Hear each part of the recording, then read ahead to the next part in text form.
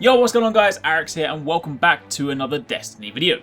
Today, I am talking about Dragon's Breath. Rather late, I know, but I only got around to trying out the new Year 2 version the other day and it's actually pretty cool. So I figured I'd make a video.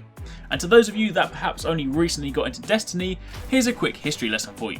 In Year 1, this rocket launcher was, if I'm brutally honest, a bit rubbish. It used to behave like a Warlock's solar flame grenade. You fire a rocket, and upon detonation, it left a flaming ball behind which damaged anything in the vicinity. However now, it rains down fire on anyone foolish or unlucky enough to be standing in the wrong place at the wrong time. So let's take a better look at that. Napalm is the name of the new perk. Release the trigger after weapon fire to drop a solar damage napalm canister. So much like a regular rocket launcher, you fire your rocket, but this time if you continue to hold the trigger and then let go after a few seconds, you'll see the missile dip, explode, and then set the ground alight. And given that this occurs on the release of the trigger, you are in complete control.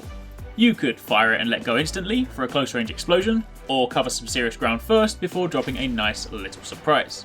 Alternatively, you could angle it up and let it loose in the air. It is entirely up to you.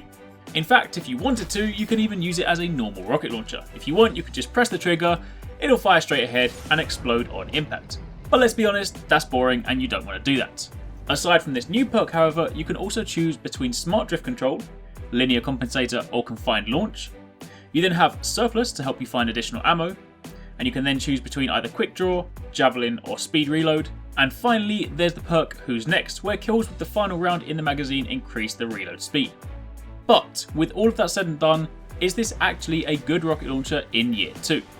And in short, the answer is yes, sort of.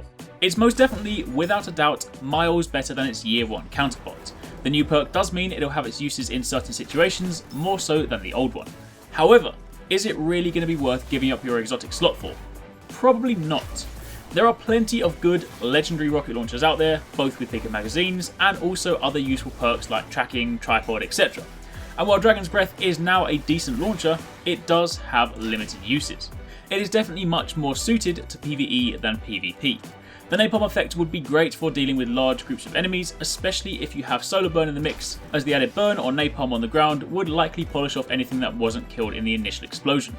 However, in PvP it's not really that great. Generally speaking, unless you're on a really open map and the enemy is grouped up, you're not really going to want to risk deploying a canister and potentially missing your target with your limited heavy ammo. So in the Crucible, you are much more likely to use it like a regular rocket launcher, and if that's the case, then why don't you just use a regular rocket launcher? So in short, while Dragon's Breath is a decent weapon now, and it's improved drastically since the joke that was the Year 1 version, it is still not something I'd say you absolutely need in your collection. And that is pretty much it. Let me know in the comments down below what you guys think of it, maybe you have a different opinion, but either way, if you have this and you've used it, what do you think? If you guys did enjoy this video, then as always, a like is super appreciated, but aside from that, thank you very much for watching, take it easy, catch you next time, peace out.